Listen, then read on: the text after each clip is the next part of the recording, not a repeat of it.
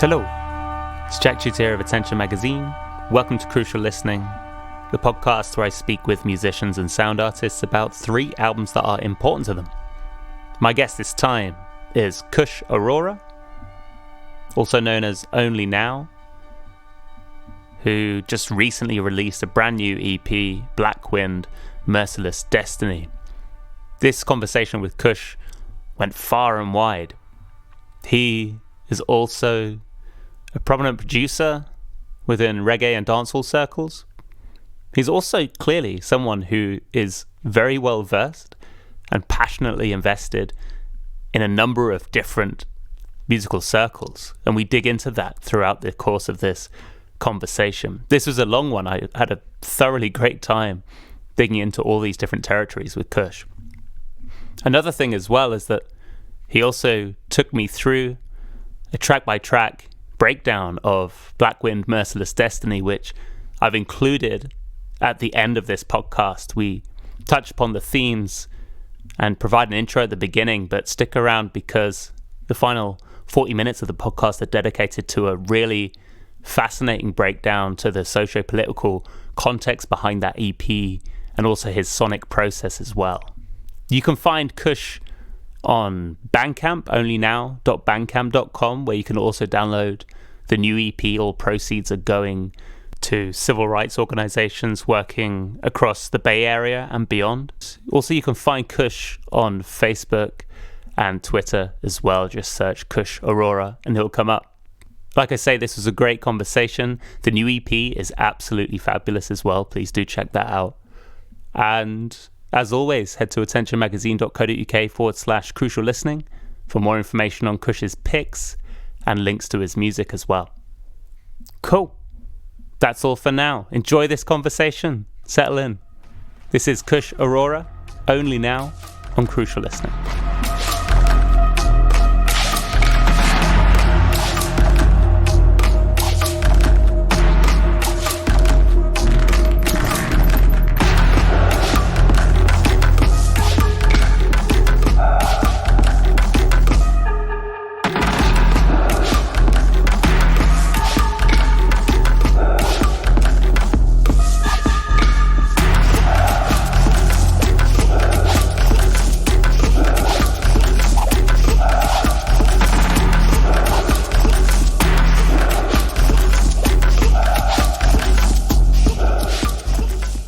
Hello, Kush. Welcome to Crucial Listening. Hello, how you doing? Nice to speak to you, Jack. Yeah, and to you, Kush. Thank you very much for coming on the podcast. Now you've brought 3 important albums and an honourable mention as well. Before we talk about those, I wanted to touch on your new EP, Black Wind, Merciless Destiny. So, I mean, to begin with, I feel like that the timescale of working on this EP is probably quite a pertinent point to touch on. So how long did you work on this EP? When did you start and when did you wrap it up? Absolutely, the time scale is very important. The EP was started right around I would say, for the most part, minus one song, was started right around the tail end of February and March of this year. Right. And it was very pertinent because I was actually due to be in your part of the world. I'm currently based in Berkeley, San Francisco area, and I was going to be in Europe doing my first Only Now tour with Discrepant, and myself, Mukata, and a number of other people, Gonzo, who runs the Discrepant label that has put out a lot of my work over the past few years. We were all going to do London, Bristol with the bokeh version guys, and Rotterdam, Amsterdam, Berlin. So I was due to be in Europe at that time, and then Corona stuff started really crumbling, and the infrastructure here started crumbling a lot as well as the tour being canceled, and you know, and from there on out, all fucking hell broke loose in the States. So it really just propelled me to stay and work on this release in a really fastidious fashion. I tend to work on a lot of projects at once without really stopping, but sometimes they linger on for longer periods of time than maybe this record would, just due to work and life, coming in the way and going out and not necessarily sitting at home on a Friday night and working on a release. But those, as me and Jack were discussing Parenthood before the interview. Like, when you have certain slots of time, especially when you're a parent, you make as much utilization of them as possible. Absolutely, yeah. In ways that you would have never before. Nice. So it came together really quickly, and it was done by it was done the month exactly 1 month before the release came out. So I wrapped up whatever mixing and mastering sometime in late in June, July, early July, and it was ready to roll. So obviously that's straddling that period there, started before everything really kicked in, as you say, with the crisis and the protests around the world. I mean, you mentioned in the text, or at least it's mentioned in the text, that your personal response to these factors is embedded in this record. I mean, can you tell me about what's being incorporated in that and how that has been channeled through into this release? Absolutely. I mean, I think from a global and sort of philosophical perspective, first and foremost, I can't believe that this shit didn't happen in the States earlier, on both fronts, on a viral tip as far as disease spreading, and then on the outrage that's happened with the succession of events around the killing of black and brown people here in the United States.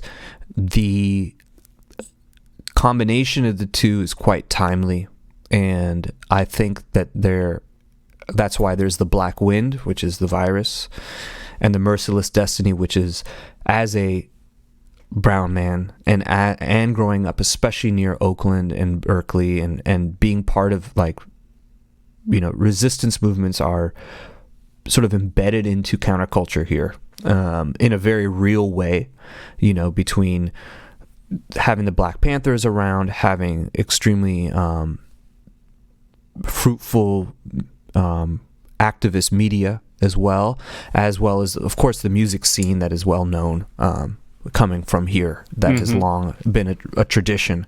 It's everything here that it's probably the most disparate financial part of the States. San Francisco is the most expensive city in the world, so you have the most opposites in anywhere in this country, and it kind of all boils down right here. And the merciless destiny aspect of it is sort of the sense that absolutely doomed. And the music I make is pretty much fairly nihilistic in a sense of my approach, that I try to not make only now, up to this point, very specifically about current events. It was more about man's relationship to time, existence, things that sort of go beyond the ether, not untypical of the genre, of experimental music or black metal or sort of like chaos philosophy and things like that. But I think that when the sort of disease factor and the social justice factor came, I wanted to do a record which addressed the fact that I am actually very involved in these things that are happening here. I go to protest. I'm not maybe the most, activist person out there, but I definitely put my money where my mouth is. And this release, as well as all my records, if you go on my Bandcamp, all of it's free. Basically, I don't give two fucking shits about how much money I make from these records. As far as I'm concerned, there's way bigger problems that are happening here in the world right now, and I want to just channel this money. I don't even care if somebody puts zero in Bandcamp and just sends the money to a cause that they like. But I think the lean back, beyond the pale sort of art approach is not going to really work for the moment, and I felt like I had to engage a little bit more for me, because I'm personally engaging, so I want the art to reflect what I'm doing in in reality too. And that's why sort of the title came into it, and that's why it's mentioned, because I really do feel that everybody here, you don't have a choice of when you're in the States. It's always been bad.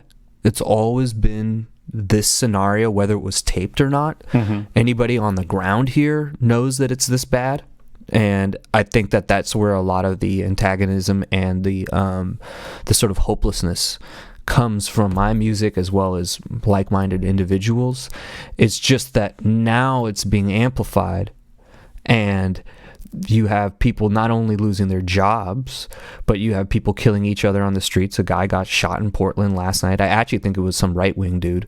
But it doesn't matter, because there's still people. And I feel like, tearing people's money out from underneath them, telling them that they can't do what they want to do, and not providing a solution, and at the same time brutalizing our brothers and sisters even more, and literally recording it and then getting away with it. It's just the perfect mix to tear this country and world apart. It's happening in Europe, it's happening in Brazil, it's happening in many places simultaneously. And I feel like my conversations with people like yourself or other artists around the world, that we really do feel like this is just, it's this seemingly hopeless, in that sense. This is what man has been designed to do. They do it millennia ago, and we're doing it again here, except we're recording every bit of it and watching us destroy ourselves. And it's the destiny that we have. We're absolutely pitch black fucked.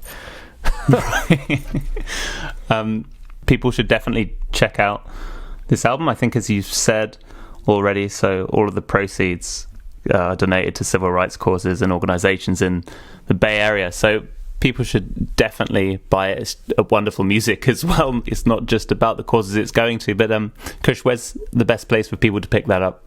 Yeah, and to be specific, it was the Bay Area Anti-Repression Committee Bail Fund, and I think I'll probably donate it to something a little different this time, because there's stuff happening in other parts of the country that might need more, based like Kenosha right now. Mm-hmm. But I would say get it on Bandcamp, frankly. Nice. But I'm not. I work at a company and I work within the streaming music industry. I have very mixed thoughts about all of that, but I would encourage you, if you actually are going to buy it, get it there. If you're not going to buy it, still put 0 there, and then I'll be able to keep in touch with you, and keep you aware, because frankly, for the time being, you're not going to have to pay for any of my records. So might as well do it there and help me spread the word. And then you can add it to your Spotify playlist too. Why not? Okay, great. Well, Kush, let's talk about your important records. So I like to ask how you thought about the term important when coming up with your list. So was there a particular way that you thought about the word important in order to come up with this list of albums? Yeah, there was actually. I think I wrote this down because I wanted to make sure. Yeah. I think I sent some of this to Tim. I don't know if he passed it along. Yes, he did. Yeah, it's fantastic.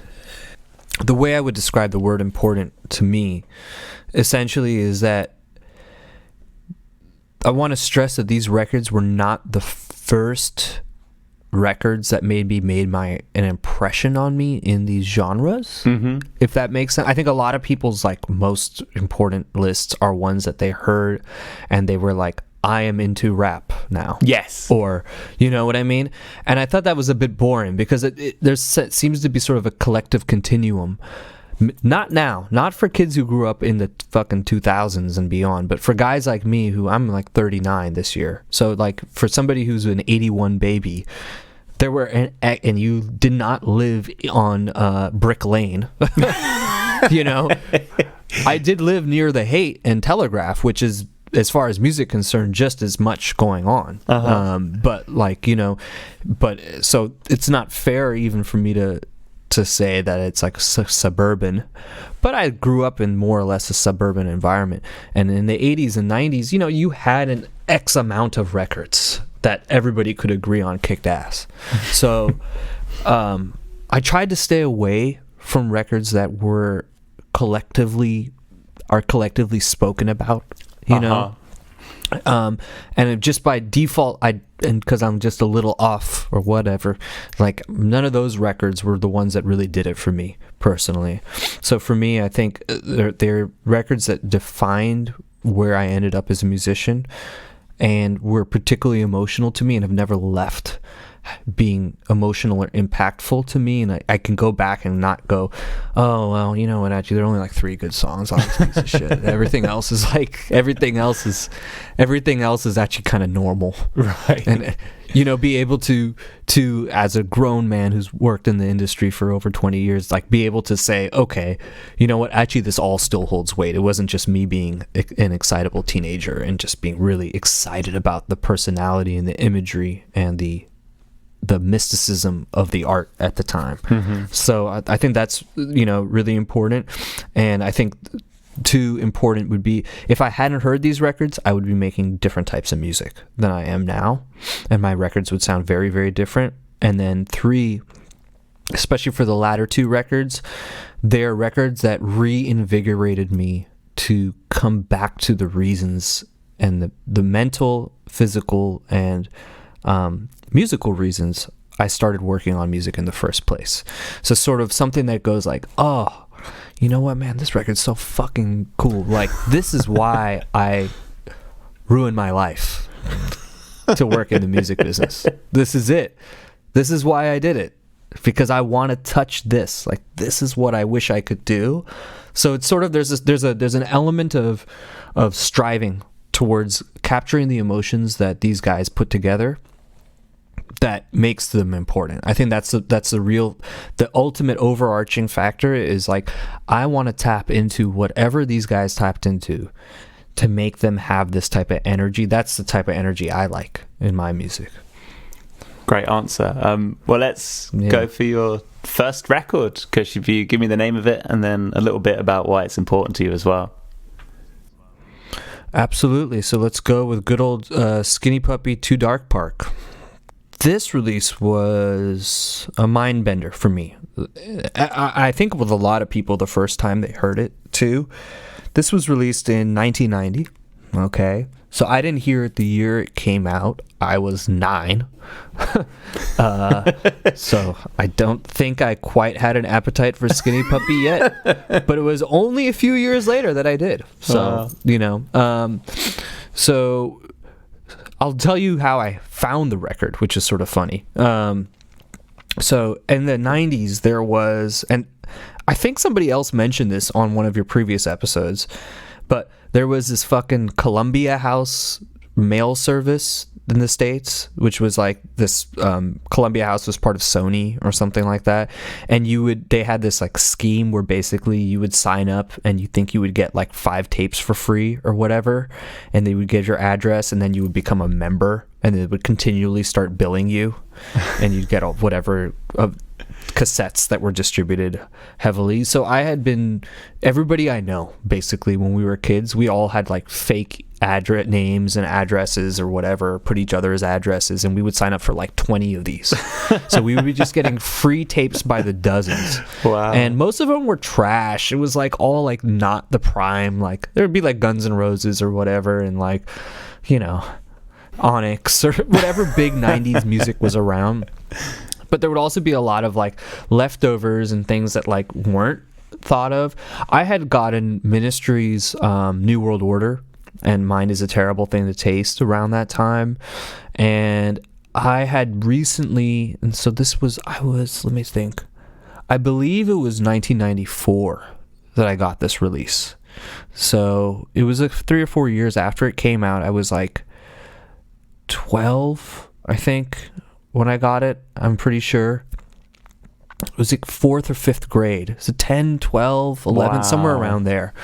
And there was a magazine. So there was like this free book club where a lot of us were getting like free metal and like cheesy, like electronic, like sort of mainstream electronic releases or rap records. And it was all stuff that was mostly on MTV. So there wasn't like anything that like you wouldn't see if you were watching MTV as a kid. At the time, mind you, like Al Jurgensen was on MTV. It wasn't just a bunch of hoes and shit and reality shows. It was like there was actually like some decent music music on MTV. So I liked Ministry. I also was like, was in playing Metallica. I was playing drums. I was listening to a lot of Sepultura at the time and things like that. And then I almost put Godflesh Cold World for this first record. The only reason I didn't is because it's such a short record and it didn't really expand as much as the Skinny Puppy release did. But the same trip to the store, I went to the like hard rock or metal section, and then I saw Godflesh and I saw Skinny Puppy, and I was like, I didn't know what either one, but the names caught me and the art caught me. And this art was done by a guy named Bill Cummings, I believe, who did the 2 Park Dark album. It did a lot of Skinny Puppy's artwork moving forward from that point. And I took it home, and us guys were like skateboarding or whatnot, and I remember hearing these 2 records and just being like, wow, holy shit, this is really something different, and you got to think like, I'm isolated, I'm not in an urban center. At that point, I was very close to urban centers, but I wasn't like, I didn't have an older brother or older sister. I only had my own input and the radio and what I would find, and a local magazine called BAM, which was called Bay Area Music Magazine, which I'll get into a little bit later in this conversation. But essentially that would have adverts of popular bands at the time and things like that. And I think I had seen this mentioned there somewhere. It would have reviews, and it would list the local record stores and whatnot. So there was some sort of like vague sort of in the ether type of like knowledge about this stuff, but I didn't really know much about it, And when I turned the record on, it just blew me away. I remember me and my best friend, who we still like make records today, like we were just like, wow, what is this? Like, what is this music? Like, is this electronic music? Is this heavy metal? Is this like I had heard the term industrial. I knew that this was industrial music by like after a day or two of like just like digging around and trying to find out what the story was with these guys. There was internet at that time, so there was like some like dinky article I think I found on a BBS about Skinny Puppy. I think from the moment this record opens, it's got like pipe drumming, it's got all types of processing techniques. It's probably the most dense Skinny Puppy record. It's also probably one of the most dense, cohesive records I've still heard to date, especially from the genre. And it shows that Skinny Puppy was an art band and not like a rock or metal band like Ministry and some of the other acts. It showed that there was technique, intent, and intention and new technology. 7 Key is still probably to me one of my, I would put him in my top 3 producers for me, period, overall, because he really pioneered like squeezing every bit of life out of an electronic into it. Their records, like I would say that the record oscillates a lot like my music. It's completely bipolar. It like goes between full on like sampled pipes, like in the song Spasmolithic there, which really stuck with me, and you hear in the Merciless Destiny record and all the Only Now releases, there's always sampled metal in a sort of Skinny Puppy or Naubauten fashion. So that really has left an impression on me. And there's a sort of like weird white boy funk like that they have, Yeah, totally. Like Tormentor, Nature's Revenge, Shore Live Poison. I'm looking through the tracks.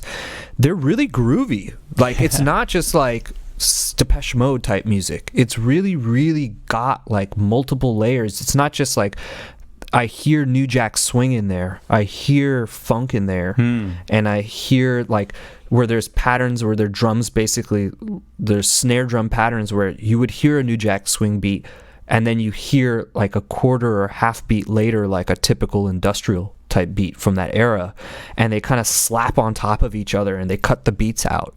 And so for me, this record like really changed the way I thought about rhythmic structure from just knowing a jazz rock perspective as a drummer at the time, and I was playing drums as a kid at the time. And then it really taught me a lot about how electronic music, or sort of traditionally more I guess you could say, sort of more white sounding electronic music, how it could really have some of the elements that I liked from reggae and funk and hip hop and things like that, where there's a lot of like funky bass lines in the Skinny Puppy record that they don't get credit for. Like, nobody talks about the fact that 7 Key actually has quite a groove going on in a lot of this record. People always talk about Ogre screaming about veganism and all. I didn't even fucking understand any of that shit at the time. I still have to look at the words for a lot of the records that I have on my list. The words were always sort of like not that important to me, to be frank. I never sat and reread the lyrics of this because when I tried to, they did not make sense, especially as a child. That just concepts are far beyond that of a junior high student. Yeah. You know, and I'm not vegan, but I really do appreciate the intention of it. And when I listen to it, it always makes me feel guilty that some of my favorite bands are vegan, like Carcass and Skinny Puppy and stuff like that. But those songs really changed it, and it stands, and I urge anybody who's not heard this record and heard like latter Skinny Puppy, which is mostly trash to me, and then early Skinny Puppy, which is really cool but not that original, to really see this record and Last Rites, which are brilliant collage work. So there's elements of sampling from films such as Communion, which is one of my favorite movies about alien abduction from Whitley Strieber. There's some sampling from news items at the time, and there's just very advanced synthesis and sampling techniques, and it's incredibly psychedelic. And there's hard cuts in the record that just make no sense. And I really try to incorporate that in some of these releases that I do too, where when you're done, you're done. Right. There's no reason to belabor the fucking song, to go, art is art. Like, this is like a painting. This is not just like a record. And I think that's what is really beautiful, and that's what I took away from Skinny Puppy, is like, you don't have to make records, you can make paintings.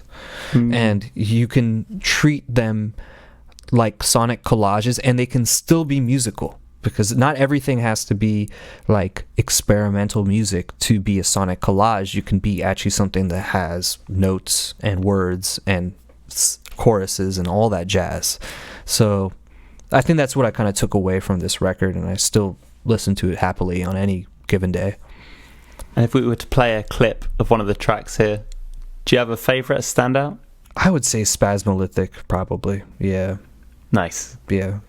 I would say that, and then after that, maybe Tormentor. And it's so icy. It's like either the record's totally like spazzy and really, really intense, or it's really, really like Grave Wisdom or Tormentor. The songs are really, really laid back, and they're really, really sinister and uncomfortable. And I think that they really, really make you think.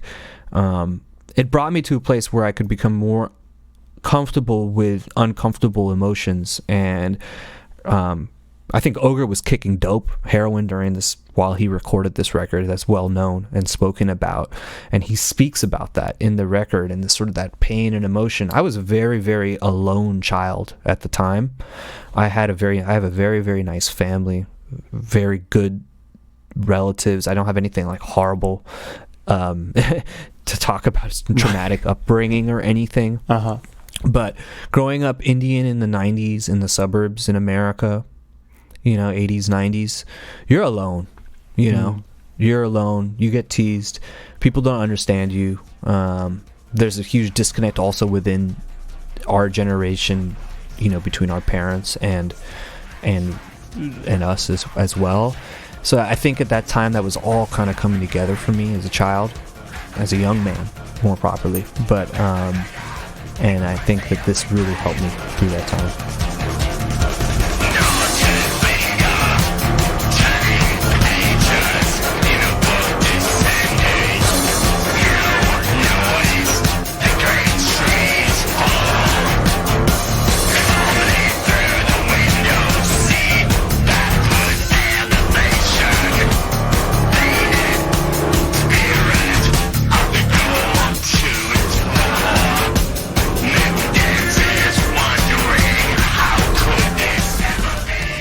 Great, well, let's go to your second important record, Kush. If you can give me the name of it and then a bit about why it's important to you as well.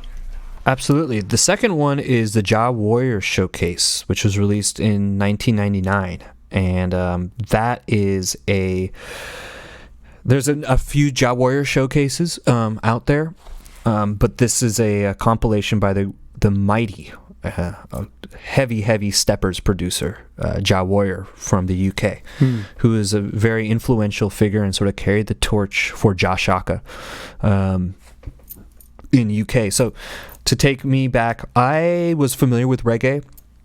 I never really cared about reggae too much growing up, but I definitely had learned what dub was by the time I was in, not long after, sometime in the 90s, I was familiar with what dub was, and dub and jungle and all those genres. I was listening to like Muslim Gauze and Badawi and Mad Professor and stuff like that. I didn't necessarily get into like Rastafarian true reggae music until high school, though. Mm-hmm. And I think another real close on this, instead of this, I almost put Sizzla Kalonji's breakout album, Kalonji, Sizzla's first album, because that was a real revolutionary release as well. But it just didn't influence me musically as a producer as much as this did. And I had gotten into, Sizzla, Capleton, all the 90s greats, dancehall and roots artists that were around, from a spiritual message, from their socially conscious, sort of the punky reggae, the punk and the reggae, it goes together, right? Especially in UK, you guys all know that, but in the States was not as apparent. There was Operation Ivy, which was a local band that we all grew up with, and so we had that American ska punk background, but we didn't have the same UK sound system background that you would have if you grew up on that side of the pond. So, and Berkeley had its punk and its ska. You guys had your steppers, and it's a sort of different type of thing, but a lot of the same type of people.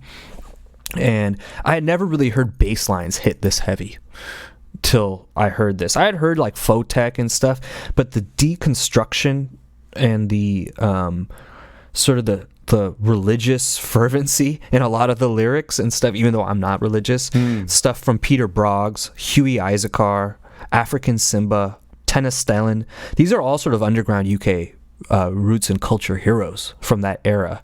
And I think that this was really stood to me and it influenced me. You can hear it even in like the Merciless Destiny record, this sort of like shield, mighty spear and shield type of torch that dub carries. It's unrelenting, it's uncompromising, it has a formula, and it's unabashedly, pro roots and culture music, and that's something that I'm about. And this really sort of got me into producing dub, and I've gone on to do so many dub records under my name, even releasing some with Blackout JA, a record called Outlaw that came out in March too, right before all this shit hit the fan too. So it's sort of kept me along the lines of dubs. I feel like I was moving away from reggae, and I was producing a lot of dancehall type beats at that time, and late in high school and late 90s, early 2000s. And this really grounded me back into dub music, which ended up me spiraling into me doing a collective with a partner of mine called Surya Dub here, which was a very popular club night here in San Francisco, and bringing folks like Bug over and things like that, and being part of another night here called Dub Mission, which was like the longest running dub night that a DJ Sepp and Manish started here, and they would often include me to come play, and I would do dubbing for artists like Dr. Israel and open for guys like a lot of these UK dub artists when they would come through. So dub is definitely a foundation for me. I didn't necessarily grow up as invested in it as I did some of the heavier or darker genres of music, but I still see this as like as heavyweight as anything to me. So yeah. And when you think back to experiences listening to this record, initially, like when you discovered it, put me back there. Like, what are you doing? Where are you? How old are you? I think it's like 1999. So that was my junior year of high school. I remember going to Rasputin Records in Berkeley, California, Telegraph Avenue. Me and another friend. We would go through the used CD bins and get hauls of it. The cover art wasn't particularly good. It's actually pretty shit. It's embarrassing. I just thought that the idea that there was this warrior thing there, and it was like had all these sounds, these speakers lined up, and I was like, what is this? This seems like different. I listened to it. I asked a local radio host who I'm still friends with today, a guy named Spliff Skanky. I said, what is this, man? This looks different. This doesn't look like another like Sizzla record or whatever. And he's like, yeah, I think you should check it out. You know, you like other types of music. And when I put it in the car, us guys are sitting blazing in the Berkeley Hills and stuff like that. And we're just sitting there going, oh my fucking God, dude, listen to these bass lines. What do they do? And we were trying to deconstruct. Within 10 minutes of listening to the record, us guys were on our way home to figure out how to make bass lines like this. And we drove. I had a Novation bass station at the time. And we were like, I think they're putting reverb on all the bass. And so we went back home. And I had a SR16 Alesis drum machine. I had Fruity Loops. At the time, I was Fruity Loops 1.0, young boys who are listening, man. That's how OG shit goes. But like, we were using Fruity Loops 1.0 at the time. Cubase. And I remember we had my Novation bass station. And we were trying to figure out, we spent months trying to figure out what the hell these guys were doing. And then I figured out they were using spring reverbs. Then I got to understand about reverb. So this was like a sort of education in dub. For me, you know, I deconstructed it time and time again. Then I learned who Josh Shaka was, and so on and so forth, you know. But it was weird because I knew what Mad Professor was doing, and I knew what DJ Spooky and like other sort of more like electronica leaning dub artists were doing. But the production didn't quite make sense to me until I heard this record.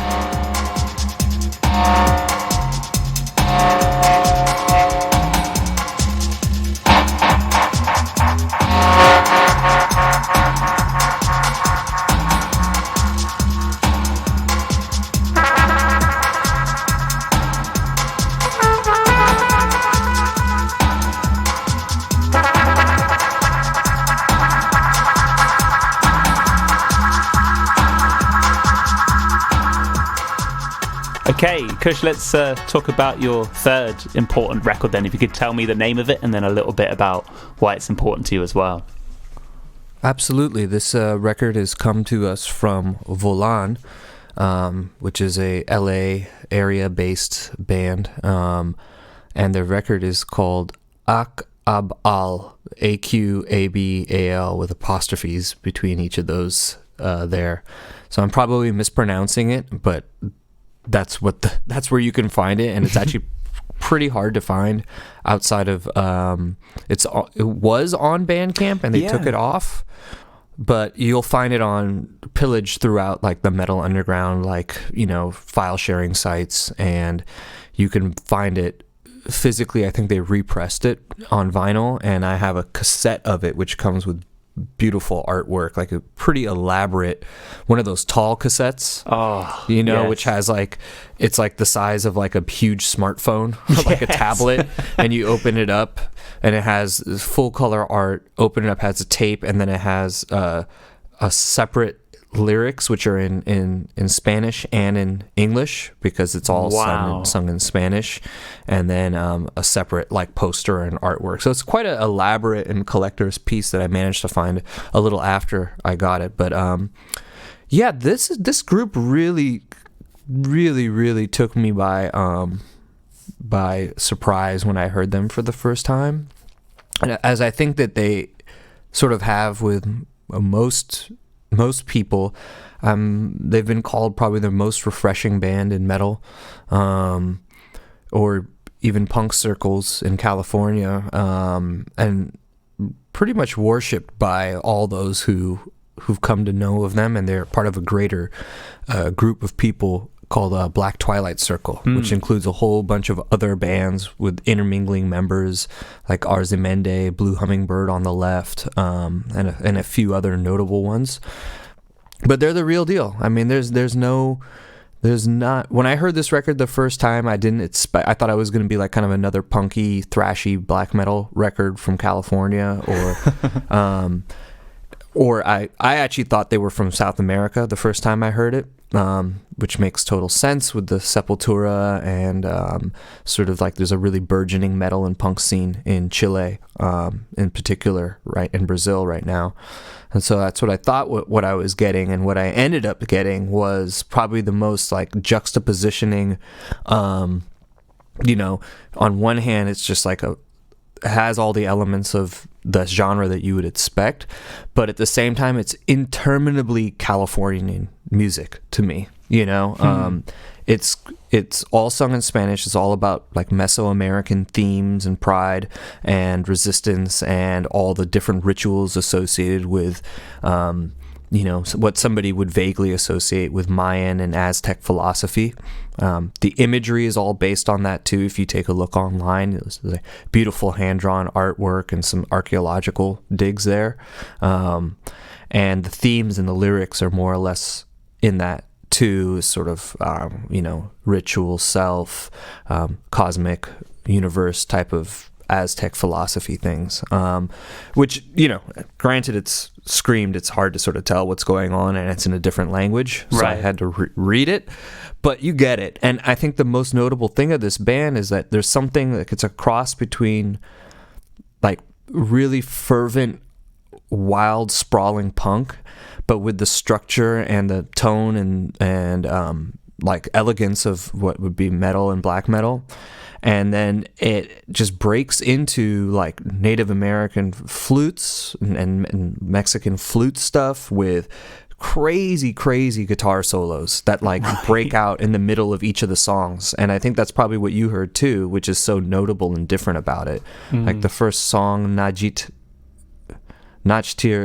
Ichik, is 13 minutes, and then the group just sort of like the songs spiral on top of each other. There's super fast surfy riffing going on, there's melodies happening, the guy's wailing away, the drums are pounding away, and then somehow it all rolls into a ball, and then Eduardo, who's the lead singer as well as the main guitarist, just starts doing these beautiful solos, which are sort of influenced a lot by Spanish guitar as much as they are classic metal as well. And it hits it right in that moment where it's sort of like it's got this sort of like classic 80s kind of like epic metal vibe to it, in the sense of the solos, but the rest of the music around it is just totally out there and cacophonous. So it's a true juxtaposition where you're getting the super raw Southern California Mexican punk energy, which is a very local, and it's like a sort of a burgeoning scene. I'm actually due to go to a Native American metal festival in October that some of these guys are throwing. If it's actually gonna happen, I don't know. If I'm even welcome, it's sort of like it's like a sort of a hard thing to gauge. I have a funny story about playing a Native American music festival by them mistaking me being Indian as Native American, but that's for something else. But they're really neat. I urge anybody who's got it in them to check this band out if you have any strain of love for punk, metal, death rock, these types of things. And what's so beautiful that I took away from this band and really changed, and I rep them super hard. You see me wearing their shirt at like half my shows. And I've seen them live, and they're even fucking better live than they are on record, is their solos. Like in track 1, track 3, and track 5 of these, Coyopa, Bonmak, and then the first song that I mentioned, the interludes between the songs are just simply some of the most beautiful pieces of like instrumental guitar. It's so emotive in guitar work, where you're hearing this crazy storm. There's a lot of other like crazy psychedelic metal and proggy bands out there, but what they lack is that musicality, and that you can tell like these guys basically, like from what I gather, like they're all true punkers. They all live in like they're probably their parents' basements. They live the rock and roll lifestyle for sure. They don't seem to have like any other thing going other than this label. And in all reality, I thought that they would be like a much bigger band. They are like in the top echelon of American black metal for sure, like in that, if not in the top 2 or 3 bands that actually made an impact on a worldwide level, especially their label ecosystem. They played a lot of the sort of cult festivals across Germany and Europe and things. But I simply think that they're just such like true dudes that they're not going to be ever like a big phenomenon other than what they are. Like they're never going to sell out, and they're just going to continue to do this type of stuff. They don't even put their music on most of the sites. You can't find it anywhere. Right. So they play that, you know, they're that type of metal band, you know, or punk band, as you may say. But I think, I don't know, I mean, when you heard it the first time, did you feel like the sort of instrumentation and the melodies and stuff kind of like, it kind of took me by surprise, I think. Absolutely. Yeah, I'm so glad you spent a lot of time there talking about the tone of it, because that is precisely what hit me, I think, most prominently listening to this for the first time, is that as I was progressing through the record, I was repeatedly having my perception of what this record is overturned by the tonal shifts that took place that then seemed to open another doorway into like a whole different area that they were exploring. Like there was just, you know, there'll be a riff that comes in and it's like, oh wow, okay, I didn't realize that could be incorporated into this picture, and it just keeps pushing outward and outward like that as you go, which I thought was amazing. And I also think, I mean, they play hard, right? This, you mentioned there's clean interludes and stuff, but the energy when they're really going at it is pretty relentless. So I think it's amazing that they can sustain that intensity, but also engagement, like from a listening perspective, for like the whole 13 minutes of that opening track. And you know, it's a long record as a whole as well, but it's fantastic. Yeah, it's fucking emotional. Like it's Right. really like it really hits. There's something like it hits the teen angst like emotive button real hard with the way that they do the solos. Like it's like total like hands in the air, fucking Top Gun type of shit. But not, because it's very, at the same time, it's sort of like, yeah, it has that in it, but it's placed in like a psychedelic black metal. And then there will be, you know, a second later there's beautiful Spanish guitar picking. Obviously the main guy is trained in Spanish guitar, because like when you watch him play, if you see videos of it online, I think the European tour videos do it best. But like if you see the way his hands move and things online, it's relentless, and it's obviously he's a trained musician, and it's not just like another riffing metal band. But I think they really capture California's energy really well of what the punk and metal scene has been maybe the past decade plus, of what is exportable out of this state beyond just like, you know, adding to the pile, because there's a lot of great punk and metal bands and all over the world. But the question is, what do they do that actually keeps them as fresh as when the genres broke out? And I feel like, to me, since like literally the late 90s, I hadn't heard anything in the genre, maybe short of like Blue Das Nord and a few other sort of out there projects as well, but I hadn't heard anything that actually would be appealing to the fans of the genres, and also simultaneously actually really innovative musically, you know, with the imagery. The whole package is like it's very mystical, you know, the whole deal. But when you see them in person, they don't act like they're too fucking cool for school. Like they're clearly real people who know how to party and have a good time and make great records. So it's not like you're seeing Sun O and you're trying to like, you know, you're seeing like some type of like mysterious thing, and then Stephen O'Malley is like making nice podcasts and having conversations like you and I don't think those guys actually have these types of conversations, but they seem like pretty chill dudes, you know, like when you see them at the shows and stuff. So for me, this kind of like hit me in a really different way, because I had been getting back into the genre, as I had mentioned earlier in the podcast, is sort of what I grew up on.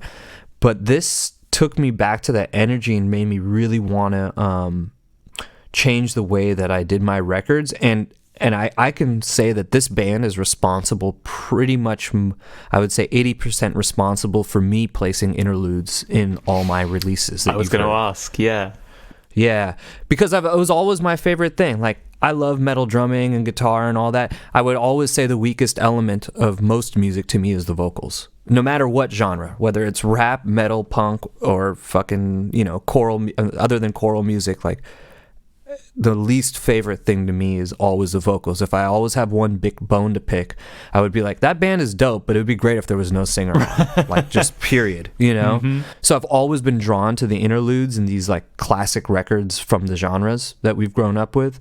Because it was always like, oh, this is like just really, really, this shows the talent of the musicians and it's really beautiful and it segues things. And for me, with the genres that have influenced my beat work, whether it's like GQOM, Kuduro, dancehall, IDM, you know, it's all coming together in one place. But one thing that always is missing to me is the sort of fairy tale and storytelling and emotion that might happen where you can break the record and you can set a different tone in the release. And Volan does that with like pure brilliance. Like I think that I was actually going to do a mix of all my favorite intros and outros from bands like that and do that as a SoundCloud mix shortly. Which will just have all my favorite. It'll have my stuff that are my interludes and outros, which sound like piss poor compared to these bands. But like, you can tell that I'm trying to imbibe the spirit of that and use it with physical modeling synthesizers, since I don't play guitar, and like, you know, put a little bit of my own spin on it. But when you hear the end of like Black Wind Part 2, and then you hear the Volan record, you'll be like, oh, I get it. Like, yeah. You know what I mean? Yeah. So, and then also the frenetic energy that they have. And I think I had hit a wall as a composer and producer, like sometime in maybe 2014 or 15, which is when this project started, where I had done 2 releases for this project until 2017 or so. And I had a release coming up for Infinite Machine out of Mexico City. And I was like, I need to make this, like, I need to bring something to the table here that is not being done, you know? And at the same time, I'm hanging out every Friday or Thursday night at local bars that are playing, these bands are playing at, you know? And trying to get experience or influence from other scenes that aren't just, you know, versed in the experimental electronic world, you know? And this band was kind of, and still is to me, like one that gets me juiced. I mean, I'll make something that doesn't sound at all like Volan after listening to them, like the Black Wind or Merciless Destiny Part 1, you know? But I'm trying to bring that type of like storm of energy and sort of unhinged sense that you get. It's very clear that this is super unhinged music when you hear it, but how to bring that into our world, into the electronic music world, where you can't just like, it's a lot harder to just drop things and shatter the songs apart and change the energy of things. So yeah, it's a true, I can't stress enough how excited I am about that band and like what I want to see them do. They just had a recent vinyl come out, but I think for any musician, it'll inspire you how to break free of your own boundaries and start thinking outside the box of how something can still be incredibly musical, but at the same time very challenging and at the same time extremely confrontational.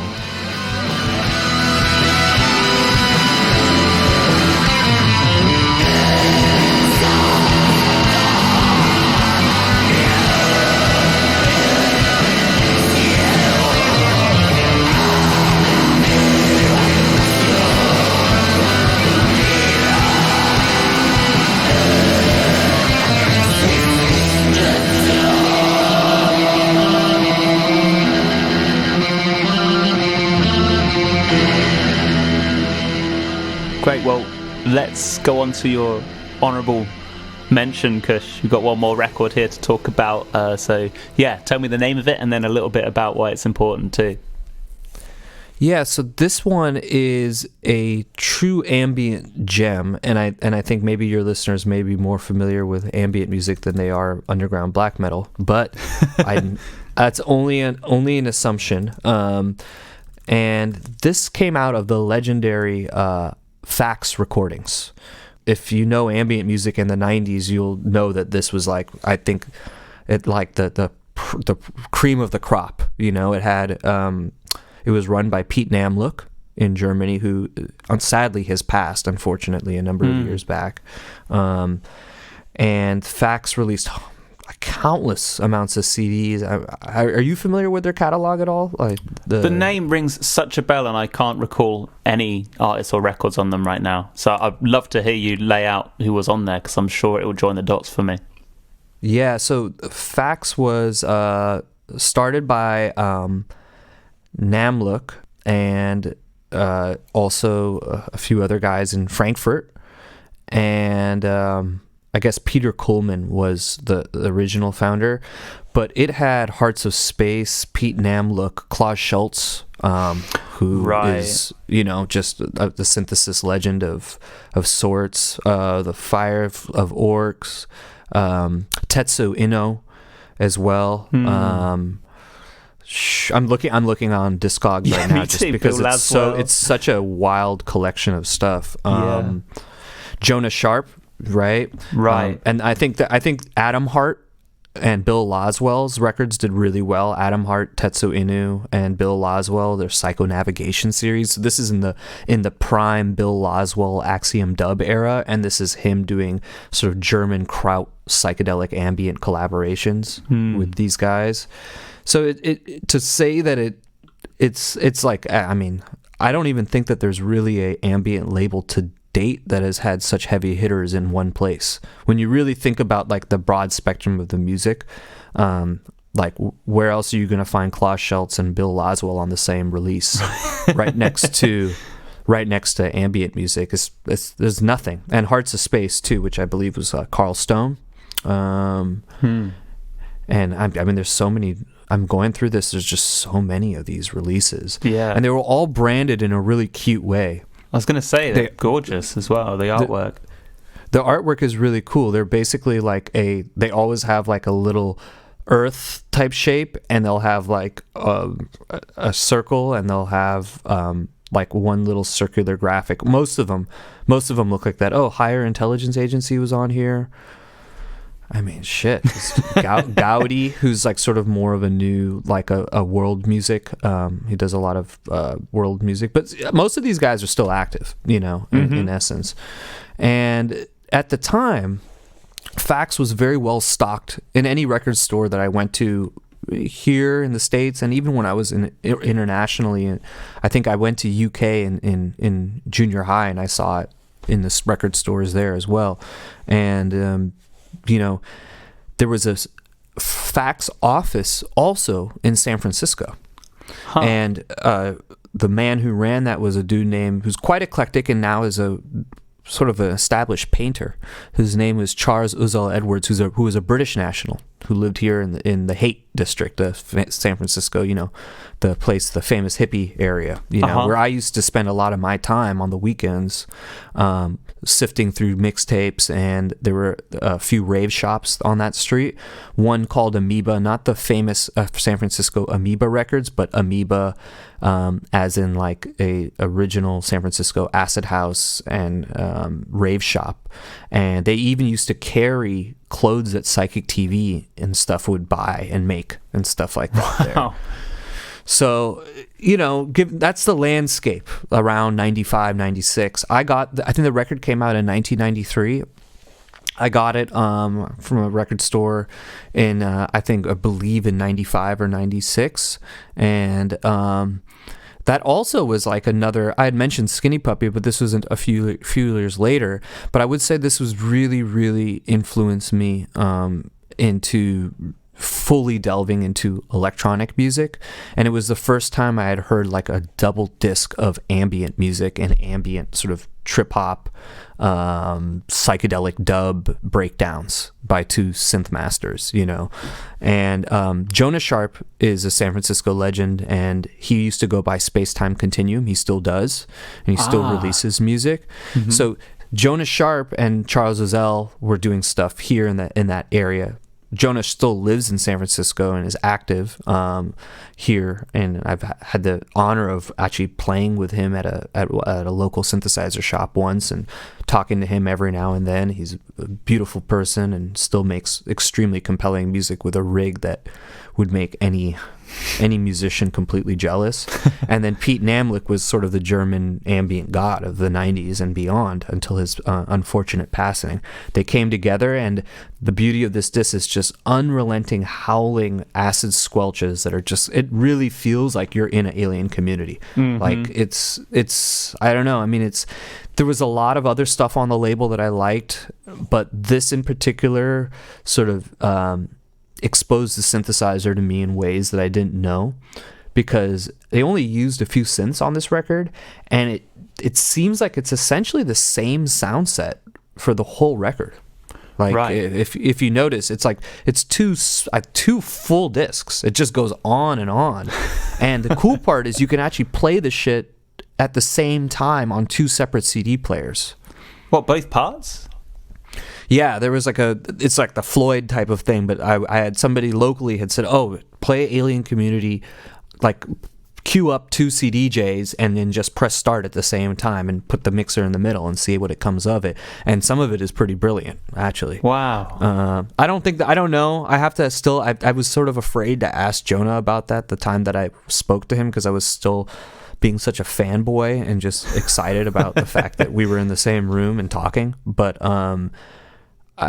once this shit is over, Corona stuff's over, and next time I see the dude, I gotta ask him about that. And it influenced me to buy something that I mentioned earlier, my first bass synthesizer, which was a Novation bass station, which had acid sounds and things like that. And then I borrowed a reverb pedal from my guitarist buddy, bought a Boss delay pedal shortly after, and then spent, time try to deconstruct and figure out what these geniuses were doing, with their synthesizers. I never really figured it out at the time, other than how to make the acid sounds and the drones.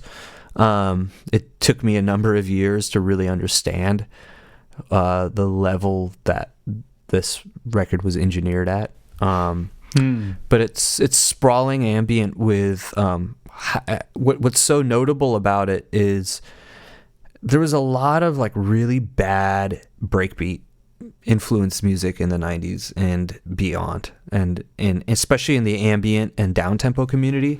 Right. And it's dated. Like when you hear it, it sounds like shit in 2020. Like you're like, oh God, I gotta sit through this loop for fucking like the next 15 minutes. Like, and as a drummer, drummers fall two ways. Drummers either love breakbeats or they hate breakbeats because they're missing that human element. And I fall into the not a fan of the breakbeats world, because I grew up playing drums, and when I hear just somebody sampling a drum beat and not changing it, and it just like keeps looping, and it just seems like it's completely overlooked, even though the rest of the music is like expansive around it. Right. And that's very true of a lot of popular 90s British and American electronic music. Like, I don't like Portishead. I don't like a lot of these bands because they're the whole thing is ruined by the lackadaisical approach to the drums. To me, some do it better than others, but I don't. It sort of drives me crazy. And what was different about this release, other than a lot of releases that sat alongside, was that it was actually a lot of breaks in this record, but they were treated and ducked, and I think they were run through the synthesizers. The more I hear the record over the years, where they were submerged and aquatically filtered in such a way that the whole thing kept it moving, and it's filtered in synchronicity with the arpeggiators and the synthesizers. So in the first disc and in the second disc, I think there's like 20-30 minutes of where it's the same 2 or 3 arpeggiators, and they're changing the synthesis, the way that the synthesis is being done across the track. And it's just really expansive. It's really has a hollow feeling, which is something I try to go for in my music too, where it feels like it's metallic and it's hollowed out. Yes. And you hear that in pretty much every song I do in some element. And I think I learned that from the Alien Community record. And I bought a synthesizer about 4 years ago, maybe 5 years ago. A Dave Smith, which is a local synthesis brand.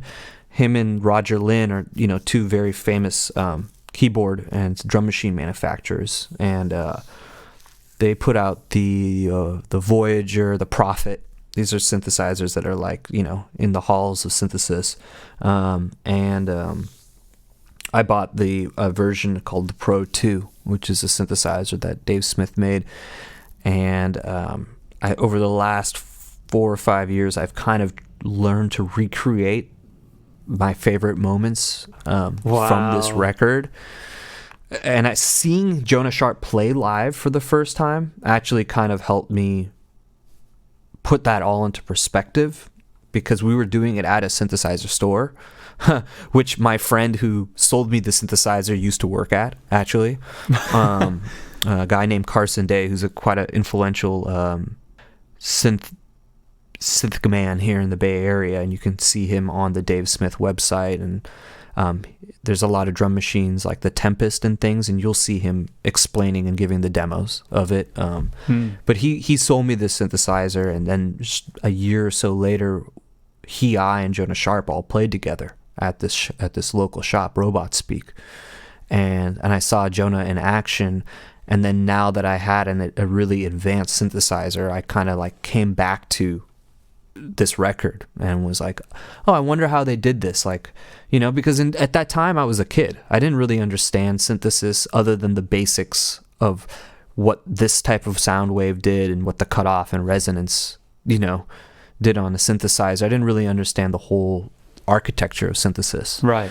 But by the time I was in my 20s, I did, and but I haven't owned many synthesizers. That's the funny thing. I only had that bass station, which I sold for drugs later on in my late teens. And then after that, there was, the Nord Modular, which was the first digital modular synthesizer, which is still right here sitting next to me in my studio. And then I didn't have any synthesizers until I bought this. So I pretty much have worked most of my records without owning any synths, and done most of it in VSTs or Reactor, or borrowing equipment from other people, or like showing up to somebody's house, recording a few bits, and then leaving. I mostly work on drum machines and software instruments, or sampling real things. So yeah, I don't have many pieces of equipment that are outboard, and this record helped inspire my purchase of my most recent synthesizer, and I went back to recreate all the things that I heard in it. I still haven't nailed it. Like, I'll have to just like literally ask the guy like how he did stuff. But for ambient fans, and especially people who I've noticed that I meet a lot of people who are in their 20s, or who are like weren't around in the 90s during the electronic music scene, and they've never heard of Fax Records. But every time I mention it to somebody and they go and check it out, I get a excited emojis. Holy shit! This is like this like hits everything I've ever heard, and frankly, short of like really really dark oppressive ambient music, there's some on there on the label, but like short of something that sounds like Lustmord or power electronics, the label covered everything. Like, there's not much music, even my friends or my own, or stuff that I see featured in magazines and all, that probably wasn't covered by these guys like well over 20 years ago.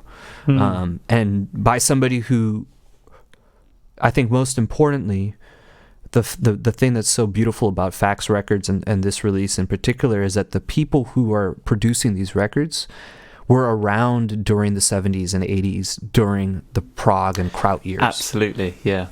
And it's a completely more informed, it's not like me hacking my way through a prosumer synthesizer that was sold to me at Guitar Center. It's somebody who was there from the beginning to where we are now, and their detail and their understanding of the synth, like a piano, like a real instrument, as opposed to a vehicle to a sound like a lot of electronic music today. You can tell you can tell one is a master and one is a mentor, you know. I feel like a mentor when I listen to these records, you know, and they're still like a guiding light of anybody I know who's really, really into synthesizers generally are familiar with some of these artists, and it's continually used as sort of like a pinnacle point of this is where we want to be at, like where the bar is at, you know. Yeah, I mean, it's interesting to hear you run through the fact that obviously they were, as you say, sort of present for the prog, and I guess also some of the stuff that was going on kind of post-prog, where people were sort of pulling apart prog rock, and you had, you know, people from King Crimson and Soft Machine sort of starting to really twist music up and bring in synthesizers. But then also I guess it arrived at a time around like post-rock and stuff as well, right? When you talk about aquatic drums and the way that the drum kit is sort of made into this more fluid entity within the music, that for me seems very resonant of what was going on in post-rock at that time, where it was just trying to sort of crowbar out the drums at the center and just throw everything up in the air and just treat everything in a more democratic, in terms of what came to the forefront and stuff, like treat it in a more democratic way, which I suppose ties in with the, you know, what you're saying about the hollow sensation as well. There's nothing anchoring it down to the floor. What's a record that like comes to mind for you for that? Like Lab Bradford or something like that, where it's it feels like you've got guitars and, you know, things that feel more akin to rock music. I know I'm talking in rock terms now, but like then it's been completely unmoored from that stable foundation of, say, a rhythm, or the drums being strictly the timekeeper, or you know, there's so much more textural focus on what's going on with any percussion that's present, and in fact there's more of a textural focus on anything that's present at all, and nothing is fixed in space, you know, everything can be uprooted and panned and moved around in a way which treats the studio with so much more emphasis as well. Yeah, it's dub techniques, right? In essence, but yeah, I think the post rock thing actually is really important to mention, because the crowd, you hear it because these guys were around in that, and they were in Germany when literally their buddies like Klaus Schultz were, you know, making records. But I think that the post rock thing is interesting because it is those early synth records. They're still like they're exploiting the synthesizer. Let's put it that way. Right. And the focus is on that. And often the drums, although they're electronic, they're still like made to resemble they're still very grounded. Mm-hmm. And, you know, they still have that craft work, like tic-tac, you know, about them. And, you know, maybe Can's drumming or some of the other Faust stuff kind of touches on it. But I think that it's more dubby. Which, yeah, I actually don't know the band that you're talking about. I'm going to have to look that up. What is it called? Lab Bradford? Yeah, that's right. Yeah, I think they were around like early 90s. And they were kind of lumped into that whole post-rock crop that came around that time. There's Tortoise in there too somewhere. I don't know where. Oh, yeah. Yeah, absolutely. I think Tortoise was around just a few years afterwards, but with the same strokes from the jazz world, and there is a little bit of jazz actually to speak of on the Fax label too. By the way, there is some like global influences where there's some Middle Eastern influence stuff, and there is some jazz on the label too that blends with that. So it all kind of makes sense, but it's a beautiful thing, and it's hard to find. I can't find the CD anywhere, but I have one that is amazingly not scratched and plays the whole way through, that I've had since junior high. It's like sitting here like untouched, like next to a few other records that I don't want to ever fuck up. But it's online. I can't seem to find part 1 on YouTube. But really? The last time I looked, like let me see if it pops up. It just said part 2. Huh. I found it somewhere.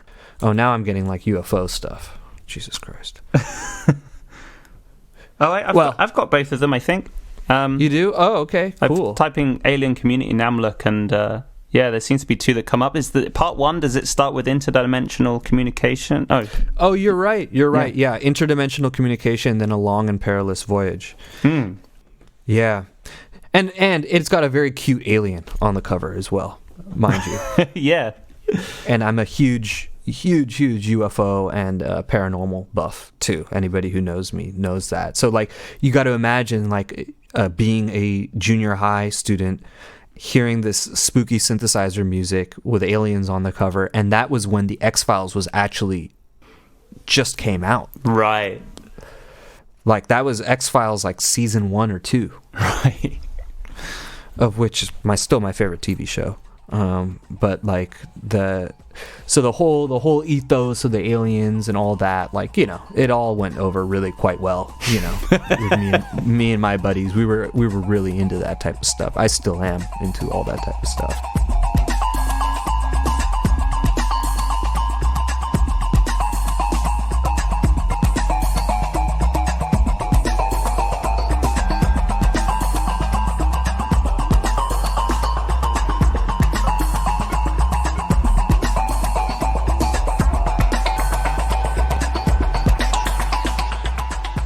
I think these two records, you know, they really all tie into the ethos of what my project is about, essentially, which is, you know, it explores the time, the linearity of time, man's uncertain nature of it. It's the only element that man can't conquer.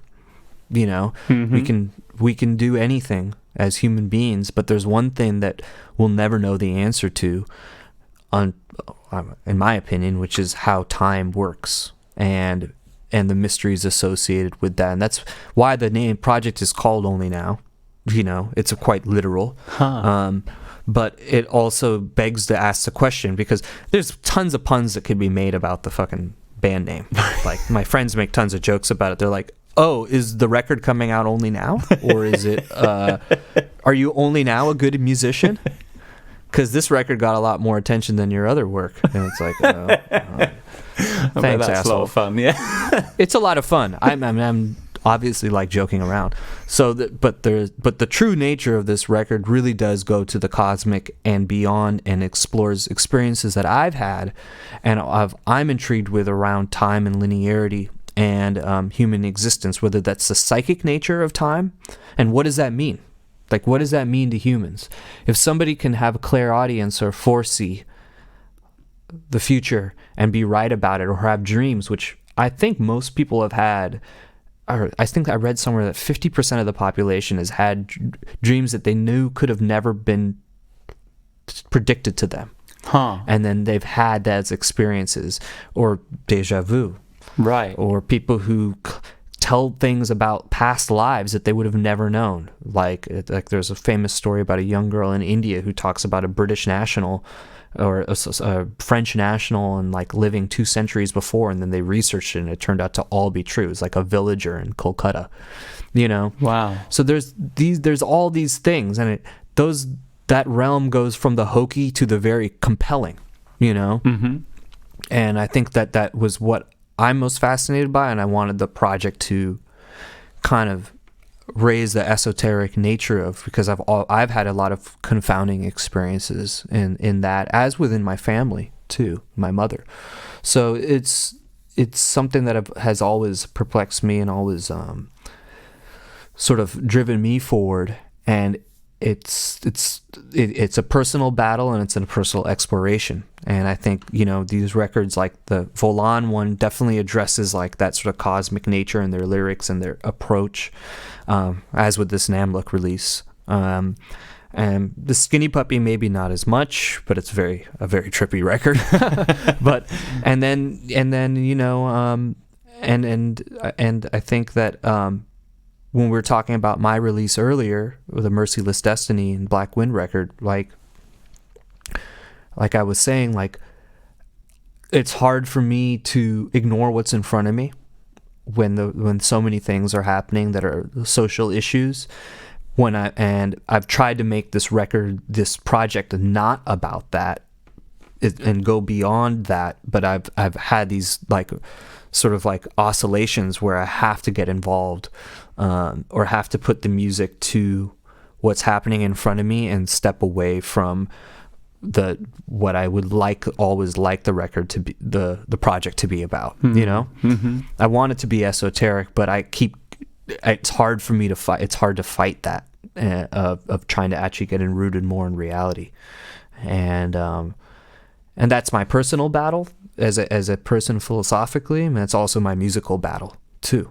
Because like me and Jack were talking offline, but I do work in the industry too.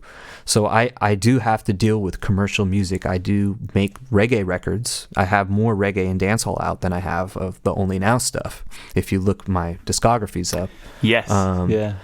And I've always tussled with like trying to make a record that is like appealing to certain audiences, but still inject my flavor into it.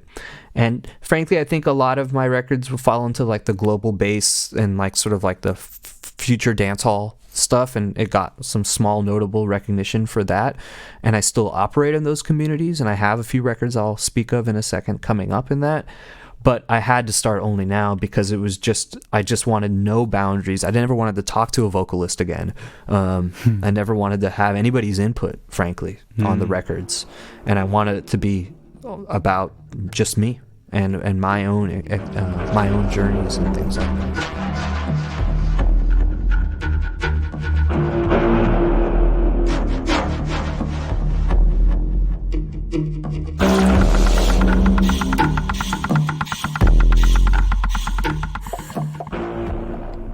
And now Kush and I embark on a track-by-track breakdown of his new EP, Black Wind, Merciless Destiny.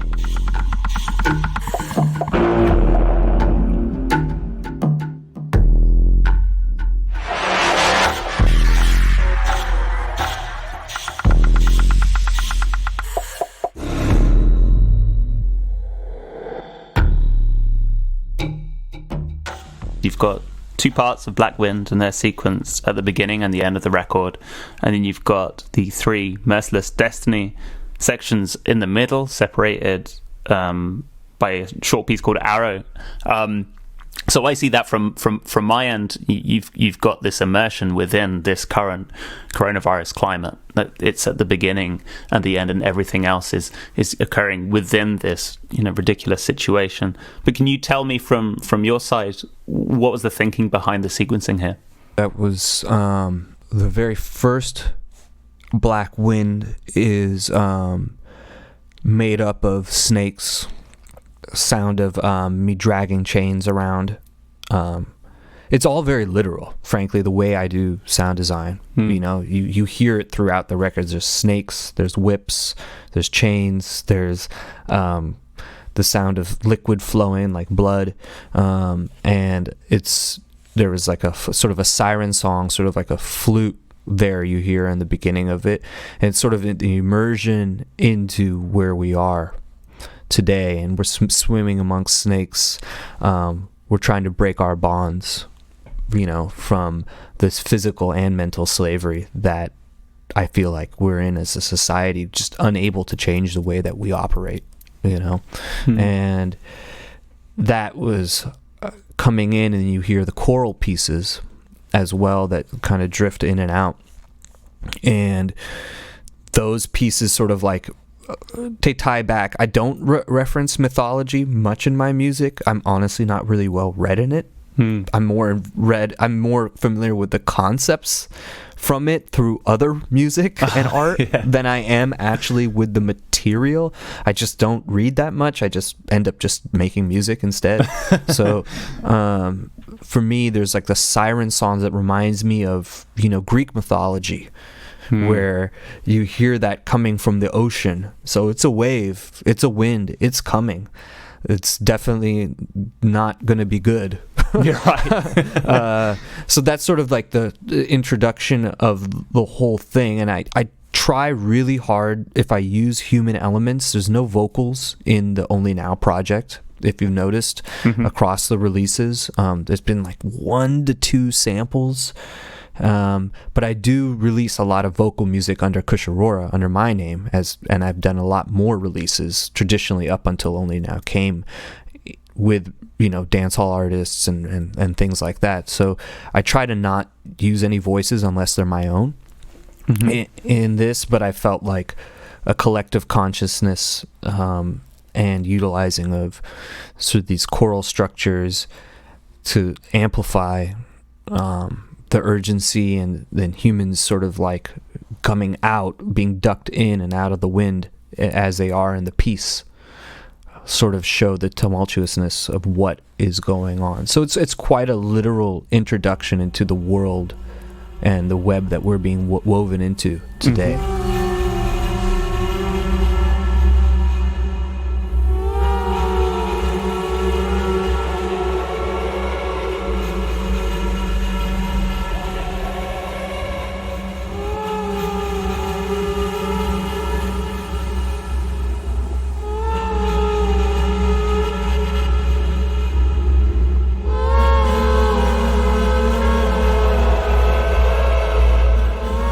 Merciless Destiny, which was a single that also came out, which is like the one, I guess, based off the feedback people have given me, it's the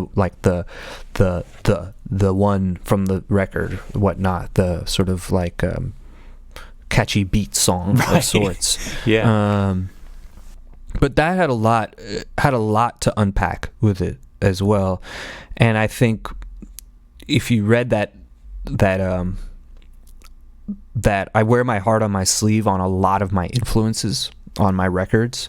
And I think Tim, who runs Unsung Hunger, is my helps with press on this release and contacted you.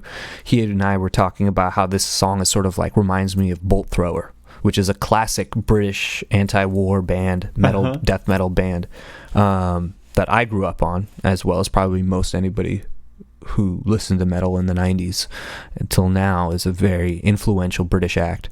And I see sort of that song and their message, much like my message, is just that humans will continue to fight. They'll always fight each other into every scenario until they completely ruin it, no matter how present or unpresent they are about it. It's somehow embedded in the nature that will all, even if the minions don't want to, the ones at the top definitely want to tear us apart. Or to get to the top, you have to have that nature. And I think that that's something that's really present today across all leaders in the world. It's like, if you want to get to that place, you already have to have something fucking wrong with you. So you're not going to be a good leader in the first place. So this Merciless Destiny is just like a battle song, essentially. It's a battle that's happening. It was really happening. I mean, the fireworks and gunshots and people protesting here in Oakland, Berkeley, San Francisco area, especially in the months of June and up to July. It was crazy. I mean, I've never seen anything like this in my life in the States. It's like something that you would watch happening in a foreign country, where Americans somehow think that they still live in some pinnacle of society. With reality, most of America is shit poor. There's hardly any jobs. And it's been this way since most of my life, I think. Only in the cities in the States is there really this sort of like the factory of American ingenuity that is pitched to those coming to this country.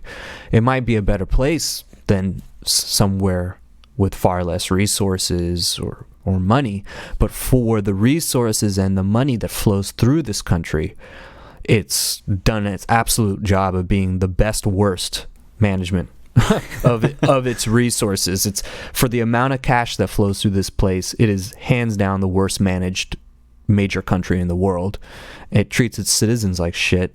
People treat each other like shit, and they love to fight with each other. They don't love to listen to each other. And I think that that's where really the Merciless Destiny is coming there. You hear a lot of whips. There's a lot of swords that I had sampled earlier in my career that are utilized, and then there's a metallic drumming with samples made from me banging on pipes and stuff around here, and some sample packs and things like that. But it really is sort of like a battle cry, and it was sort of my soundtrack to what was happening in specifically a lot in Oakland and in Wisconsin and in other places throughout the time, New York City too, and sort of the lead up to what was going to get worse, essentially, because that was fairly early on in this entire thing. People were still grappling with the fact that the coronavirus has actually kind of put everything to a true global standstill, which has its pros and cons. I think the world needs to stop every now and then, and this made that happen in some ways and provided a global consciousness, which that's the one positive aspect of this entire thing. So Merciless Destiny kind of like, it sets the stage for now what will be the economic and the personal and spiritual, and along with the political battles that have gone up till then.